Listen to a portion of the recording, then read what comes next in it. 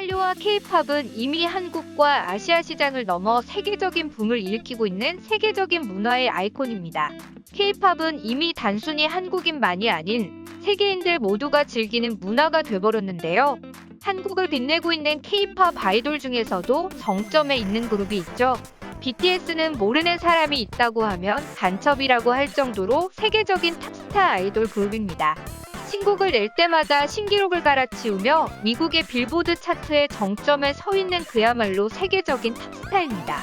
특히 이번 신곡인 버터가 빌보드에서 3주간이나 1위를 차지하며 빌보드 핫백에서 1위 곡을 9개월 동안 4번이나 차지할 정도로 역대급으로 기록을 갈아치우고 있는데요.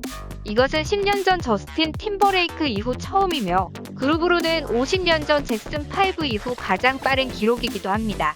그렇게 엄청난 히트를 치는 BTS를 보고 셈이 났는지 자신들도 BTS를 따라잡겠다고 나선 일본 그룹이 나왔습니다. 바로 아라시라고 불리는 일본의 아이돌 그룹인데요. 활동한 지 20년이 넘는 일본에서는 국민 아이돌이라고 불리는 아라시는 BTS처럼 미국에 진출하겠다고 선언하고 영어를 배우며 미국의 탑스타 브루노 마스까지 영입하여 프로듀싱을 시켜 대망의 미국 진출을 시도했는데요. 미국에서 활동 개시를 하자마자 대망신을 당하게 되고 결국 아라시는 그룹 활동을 접게 돼버렸는데요. 이번 시간에는 한국의 BTS를 따라잡겠다고 선언하다 망신을 당한 일본의 그룹과 한국 아이돌의 세계적인 위상에 대해 자세히 알아보도록 하겠습니다.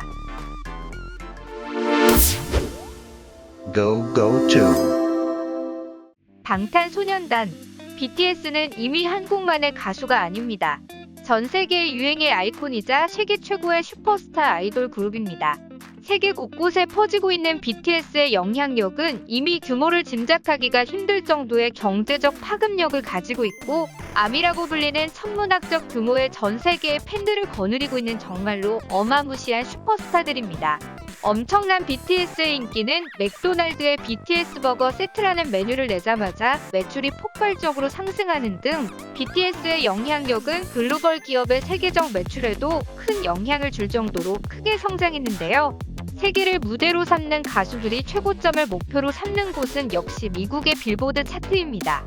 미국의 빌보드 차트에서 1위를 차지했다는 것은 전 세계에서 1위를 차지했다는 것과 마찬가지라고 인식될 정도로 그 영향력은 막강한데요.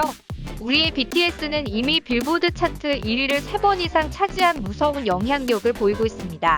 BTS의 영향력은 단순히 빌보드 차트만이 아닙니다. 영국 오피셜 차트, 일본의 오리콘을 비롯해 아이튠즈, 스포티파이, 애플뮤직 등 세계 유수의 차트 정상에 올랐고 음반 판매량과 뮤직비디오 조회수, SNS 지수 등에서도 독보적인 기록을 써 내려가고 있습니다. 특히 BTS는 한 주에 빌보드 핫100 차트와 빌보드 200 차트 정상을 동시 정복한 최초의 그룹이며 통산 빌보드 200을 5차례, 핫100을 3차례에 걸쳐 1위를 차지했습니다. 또한 제63회 그래미 어워드에서 한국 가수 최초로 단독 무대를 펼쳐 빌보드 뮤직 어워드와 아메리칸 뮤직 어워드, 그래미 어워드까지 미국 3대 음악 시상식 무대에서 공연하는 기록을 세우는 등 지금까지 세계 가수들의 기록을 모두 갈아치우는 행진을 하고 있습니다.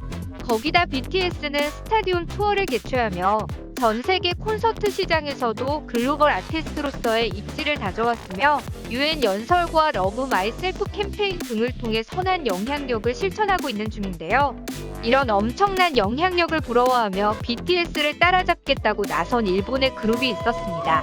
일본의 국민 아이돌이라고 불리는 그룹이 나라시인데요. 1999년 결성된 아라시는 일본 내에서는 가히 최고의 국민 아이돌 대접을 받으며 20년 이상 사랑을 받고 있는 말 그대로 일본의 국민 아이돌 그룹입니다. 이미 멤버들의 나이가 평균 40대에 이르게 될 정도로 장수한 그룹이기도 한데요. 이들의 소속사인 자니스는 아라시의 일본 내에서의 인기만으로는 만족이 되지 않았는지 BTS를 따라잡겠다며 아라시를 미국으로 진출 프로젝트를 진행하게 됩니다. 아마 BTS의 세계적인 영향력을 보고 자신들도 할 수 있다는 근거 없는 망상을 시작한 건지도 모르겠습니다. 어쨌든 소속사인 자니스는 아라시의 멤버들에게 영어 공부를 시키고 미국의 전문가들을 초청하여 영어 발음을 교정시키는 등 미국으로 진출하기 위한 만반의 준비를 하게 됩니다. 거기다 미국의 슈퍼스타이자 프로듀서인 브루노 마스를 아라시의 신곡 프로듀서로 초청하여 모든 이동 경비를 지급해주기로 했으며 우리 돈 70억 원이라는 거금을 계약금으로 지급하기도 했습니다. 아라시는 브루노 마스의 인지도와 브루노 마스가 프로듀싱한 곡이기 때문에 BTS를 따라잡고 빌보드 차트 1위도 노릴 수 있을 거다라고 확신을 했는데요. 아라시의 소속사인 자니스는 브루노 마스에게 만약 아라시가 빌보드 핫 100의 1위에 오르게 되면 보너스로 30억을 추가 지급하겠다라며 약속했다고 전해지고 있습니다. 드디어 브루노 마스가 작곡한 아라시의 신곡인 위너버 6홀이 발표가 되었는데요. 이것으로 빌보드 1위를 노리겠다는 아라시의 기대는 빌보드 차트 진입은커녕 미국의 아이튠즈 531호 차트에 올랐다가 하루 만에 차트에서 사라져 버렸습니다. 그나마 530이라는 순위도 브루노 마스의 인지도 덕에 올라갔다고 전해지고 있는데요. 그 와중에 소속사는 브루노 마스의 작곡 능력이 나쁘다며 브루노 마스 탓을 했고 브루노 마스가 계약 조건을 지키지 않았다며 고소할지도 모른다고 전해졌었는데요. 그 이유는 그의 SNS 계정으로 아라시와 위너버 6호를 홍보하겠다는 조건을 계약으로 담고 있었는데 홍보는커녕 아라시를 급하게 손절했다는 것입니다. 브루노 마스가 아라시를 손절한 이유는 자신이 생각한 것만큼 아라시가 따라와줄 역량이 되지 않았기 때문이라고 전해졌는데요. 그러던 브루노 마스가 BTS가 미국의 인기 토크쇼에서 자신의 곡을 노래했을 때는 SNS로 신속히 영상을 공유하며 극찬을 아끼지 않았었다고 전해져 아라시의 팬들이 좌절했다고 전해졌습니다.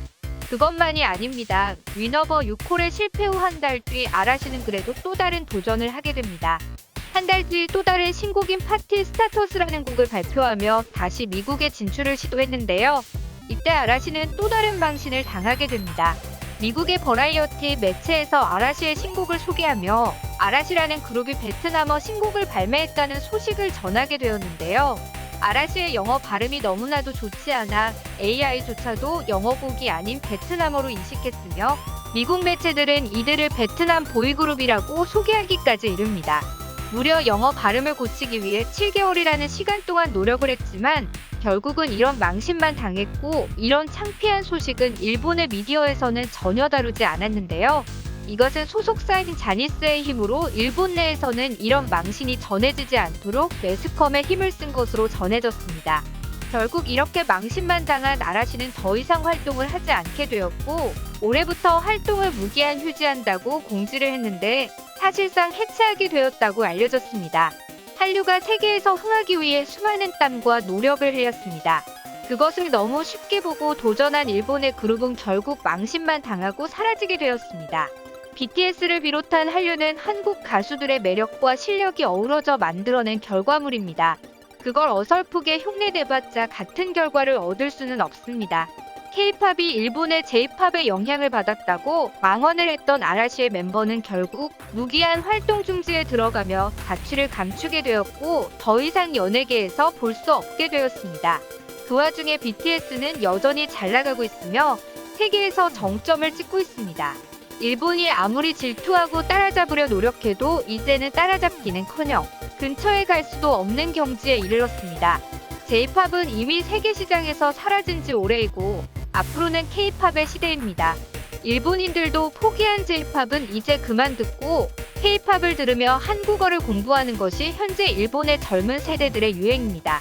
K-팝은 이제 일본에서도 J-팝을 밀어낼 정도로 막강해졌으며 J-팝은 나이든 9세대들이나 듣는 음악 정도로 치부되고 있습니다. 전 세계의 젊은 세대들이 K-팝을 들으며 성장하고 있습니다. 이 세대가 중심이 되는 시대가 오면 그때는 대한민국이 세계 문화의 중심에 오게 될 것입니다. 시청해주셔서 감사합니다. 구독과 좋아요는 양질의 컨텐츠를 만드는 힘이 됩니다.